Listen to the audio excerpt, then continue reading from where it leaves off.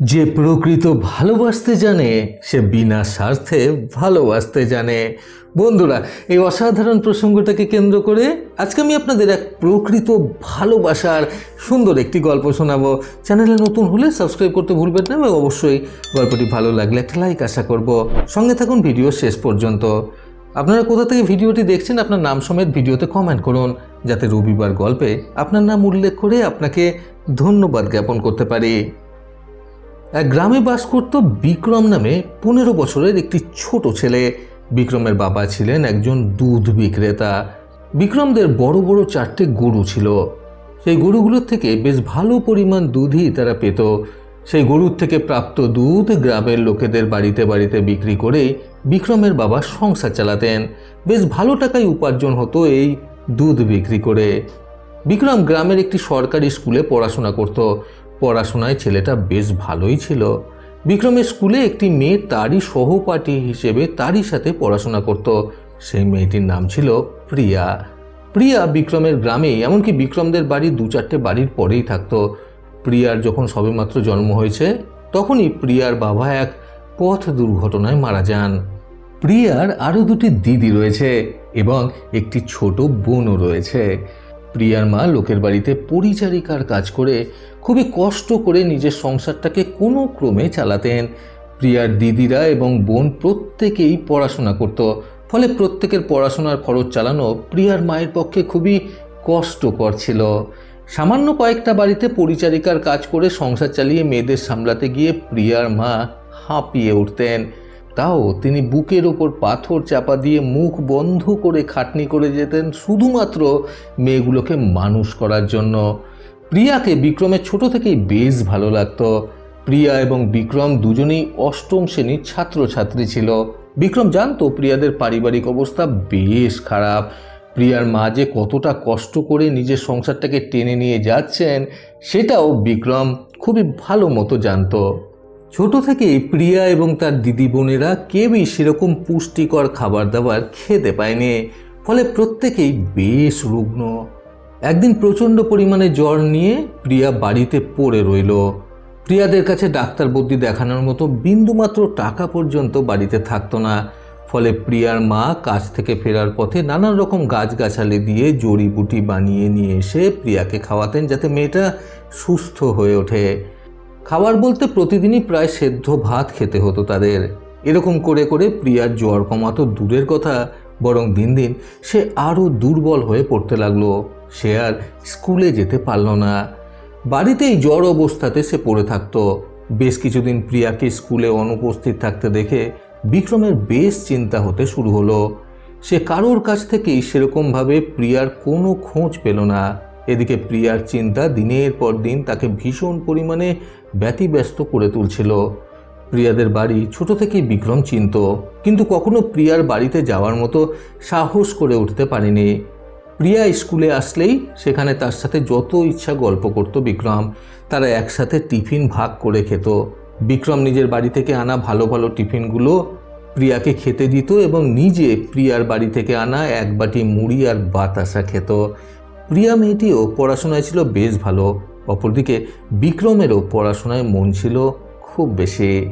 এই কারণেই বিক্রম আরও বেশি পছন্দ করত তাকে। প্রিয়া এবং বিক্রমের বন্ধুত্ব ছিল খুব গভীর।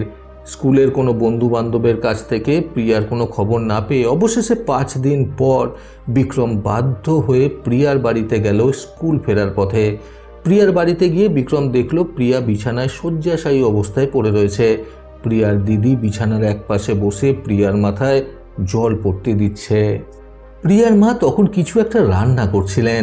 প্রিয়ার আরও এক দিদি এবং বোন ঘরেই অন্যান্য কোনো কাজবাজে ব্যস্ত ছিল। প্রিয়াকে ওই অবস্থায় বিছানায় পড়ে থাকতে দেখে বিক্রমের বুকের ভেতরটা কেমন যেন হয়ে উঠল। মেয়েটার শরীরের অবস্থা দেখে বিক্রমের বড্ড মায়া হলো। এই কয়েকদিনে প্রিয়া অনেকটা বেশি পরিমাণে দুর্বল হয়ে পড়েছে। বাড়ির অন্যান্য সদস্যের কাছ থেকে বিক্রম জানতে পারল যে গত 4-5 দিন যাবৎ প্রিয়ার তীব্র জ্বর। নানান রকম জড়িবুটি খাওয়ানো হয়েছে ঠিকই, কিন্তু জ্বর কিছুতেই কমতে চাইছে না। বিক্রম তখন প্রিয়ার মাকে জিজ্ঞাসা করে বলল, কাকিমা, ছোট মুখে বড় কথা বলছিলাম কি ডাক্তার বদ্যি কিছু দেখিয়েছেন? এই প্রশ্ন শুনে প্রিয়ার মা বেশ ইতস্তত হয়ে গেলেন এবং তিনি মাথা নিচু করে ভীষণ লজ্জার সাথে বললেন, না বাবা, ডাক্তার বুদ্ধি কোথা থেকে দেখাবো? ঘরে সামান্য খাবার টাকাটুকু থাকে না। ডাক্তার দেখানো তো আমাদের কাছে প্রায় স্বপ্নের মতো।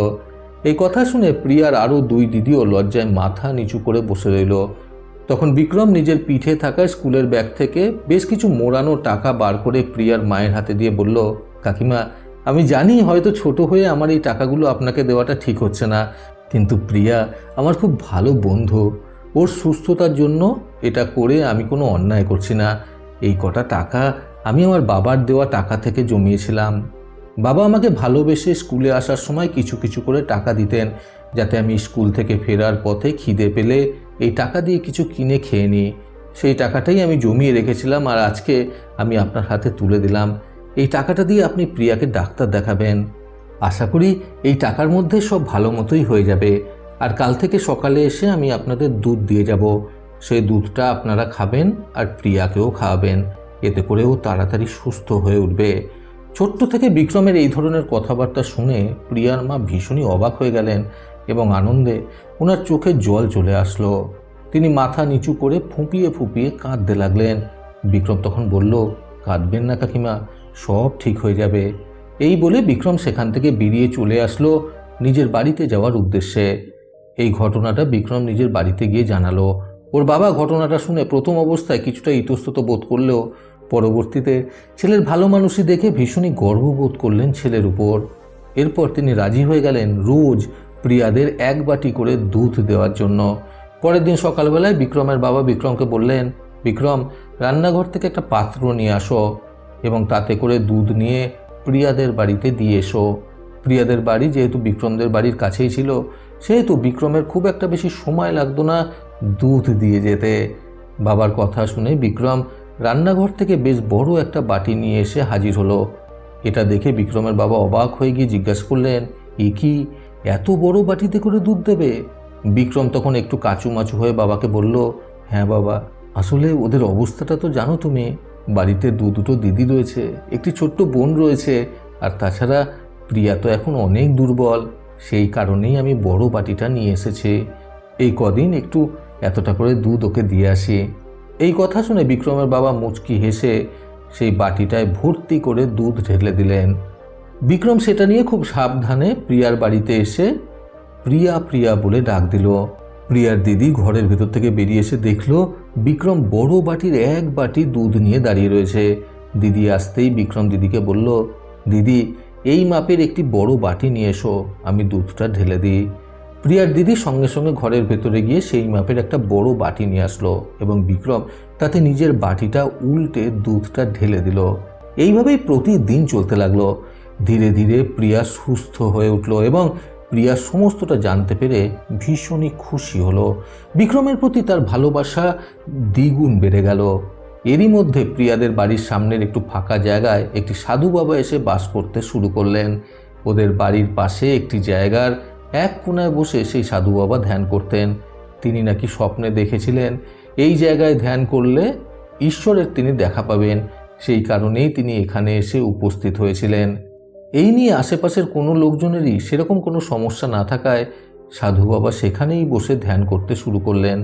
ধ্যান করার সময় সাধু বাবা হাতে একটি রুদ্রাক্ষের মালা জপ করতেন। সেই মালাটা হাত দিয়ে গুনে গুনে তিনি ঈশ্বরকে স্মরণ করতেন। তিনি ছিলেন ঈশ্বরের একনিষ্ঠ ভক্ত। রোজ সকালে যখন বিক্রম দুধ দিতে আসতো তখন সাধু বাবা বিষয়টা বসে বসে লক্ষ্য করতেন এবং তিনি এটাও লক্ষ্য করতেন যে আশেপাশের বেশ কয়েকটা বাড়িতে একজন লোক এসে দুধ দিয়ে যান। তিনি আবার একটি ছোট কাপে করে মেপে মেপে দুধ দেন। তিনি ছিলেন বিক্রমের বাবা। অথচ এই ছোট্ট ছেলেটি এসে প্রিয়াদের বাড়িতে ছোট্ট মেয়ে প্রিয়ার হাতে থাকা বাটির মধ্যে ঢেলে এক বাটি দুধ দিয়ে চলে যায়। এই বিষয়টা সেই সাধু বাবার একটু অবাক লাগায় তিনি একদিন বাধ্য হয়ে উঠে চলে আসলেন যে মুহূর্তে বিক্রম প্রিয়াকে দুধ ঢেলে দিচ্ছিল সেই মুহূর্তে। তিনি এসে বিক্রমকে জিজ্ঞাসা করলেন, আচ্ছা বাবা, আমি সবাইকে বাড়িতে বাড়িতে দুধ মেপে দিতে দেখেছি, তুমি কোনো মাপ ছাড়াই এই এক বাটি ভর্তি দুধ কি হিসেবে দিয়ে দাও? প্রতিদিনই আমি লক্ষ্য করি তুমি এই মেয়েটিকে এতটা করে দুধ দিয়ে যাও, কিন্তু কেন? বিক্রম পুরো দুধটা ঢেলে দেওয়ার পর খুবই মলিন একটি হাসি দিয়ে সাধু বাবাকে উদ্দেশ্য করে বলল, আসলে বাবা, আমি প্রিয়াকে ভালোবাসি। আমাদের মধ্যে একটা গভীর বন্ধুত্বের সম্পর্ক রয়েছে। ওর আর আমার ভালোবাসা অত্যন্ত গভীর। আর ভালোবাসার কখনো কোনো পরিমাপ হয় না। মেপে মেপে কখনো কোনো ভালোবাসা প্রদান করা যায় না। সেই কারণেই আমি ভালোবেসে ওকে এতটা করে দুধ দিয়ে যাই। আমি যদি এটা মেপে দিতে থাকি তাহলে সেটা ভালোবাসার সম্মানহানি ঘটাবে। কারণ ভালোবাসা হয় নিঃস্বার্থ। মাপঝোপ করে কখনোই ভালোবাসা করা যায় না বা ভালোবাসা পাওয়া যায় না। ছোট্ট ছেলেটির ভালোবাসা সংক্রান্ত এই কথাটা সাধু বাবার মনটা ছুঁয়ে গেল। সঙ্গে সঙ্গে তিনি মনে করলেন, আমিও তো ঈশ্বরকে ভালোবেসে স্মরণ করি। আমি ঈশ্বরকে অন্ধের মতো ভালোবাসি। তাহলে আমি কেন ওনাকে মেপে মেপে ভালোবাসা দেব? এটা তো আমার অন্যায়। রুদ্রাক্ষের মালা জপ করে করে ওনাকে স্মরণ করাটা আমার উচিত নয়। এরপর থেকেই সেই সাধু বাবা রুদ্রাক্ষের মালা দিয়ে জপ করা বন্ধ করে দিলেন এবং নিঃস্বার্থভাবে শুধুমাত্র সর্বক্ষণ ঈশ্বরের নাম করতে লাগলেন। এই ঘটনার পর থেকে তিনি এটাই বুঝে গেলেন যে ভালোবাসার কোনো মাপকাঠি হয় না। বন্ধুরা, প্রকৃত ভালোবাসার মূল্য বুঝতে আজকের এই সুন্দর গল্প থেকে শিক্ষণীয় 3টি কথা সর্বদা মনে রাখুন।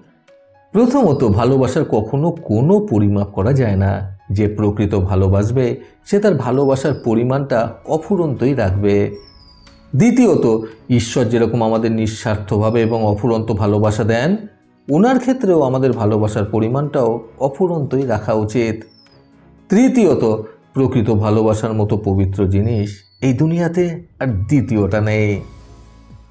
প্রতিবারের মতো আবারও বলবো, এই পৃথিবী তাদেরকেই সম্মান দেয় যারা ইউনিক কিছু করার ক্ষমতা রাখে। সকলের সুস্থ এবং সুন্দর জীবন কামনায় প্রকৃত জীবন থেকে আমি সন্তু চক্রবর্তী আবার আসবো নতুন সুন্দর শিক্ষণীয় একটি ছোট গল্পের সাথে। ভালো শুনুন, ভালো থাকুন। ধন্যবাদ।